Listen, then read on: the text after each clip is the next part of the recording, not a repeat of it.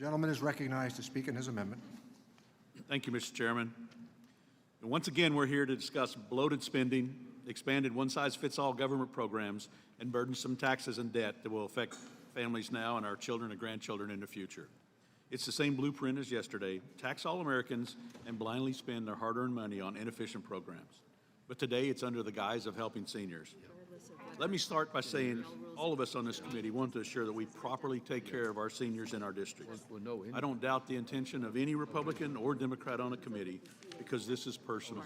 Each of us have a parent, a grandparent, or other family member that's impacted by the health care decisions this committee makes. But instead of working together on helping seniors access dental, hearing, and vision care, this subtitle unilaterally expands Medicare without consideration of whether Medicare can administer such coverage.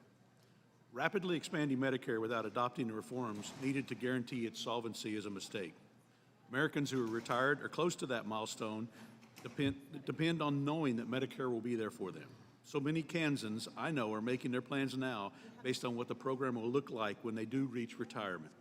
I think this committee owes it to those hardworking Americans to make sure this program's foundations are solid before tacking provisions on that could push it into insolvency. My amendment would therefore prohibit any of the provisions of this subtitle from going into effect until the Chief Actuary of CMS can certify that the HI Trust Fund will be solvent for a decade out following implementation. I hope that my colleagues across the aisle can join me in this basic due diligence so that we can tell seniors and those making plans for when they do retire that the program will be there for them when they need it.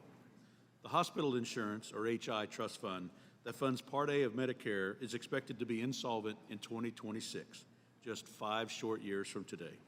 If the HI Trust Fund goes insolvent, then benefits for seniors will be cut, and our promises to them will be broken. If my colleagues are sincere in their wish to improve outcomes for our seniors, then we must first start with to ensure that we can keep the benefits that they currently have.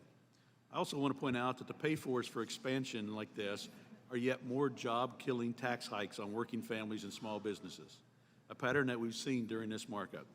Instead of finding creative solutions to help Americans, the first impulse seems to be to tax small businesses.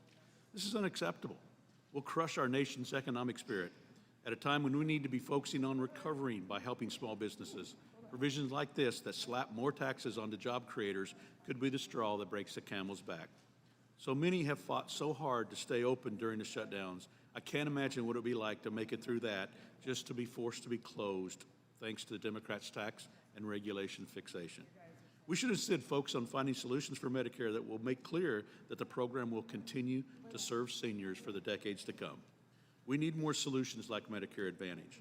Its plans deliver high-quality service to seniors with lower cost. For example, premiums in this year are projected to be 34% lower than in 2017, the lowest in 14 years. Since 2017, seniors enrolled in Medicare Advantage plans have seen about $3.4 billion in total savings. I hope that my colleagues across the aisle can work to help find creative solutions that make it easier for seniors to choose Medicare Advantage. With that, Mr. Chairman, I yield back.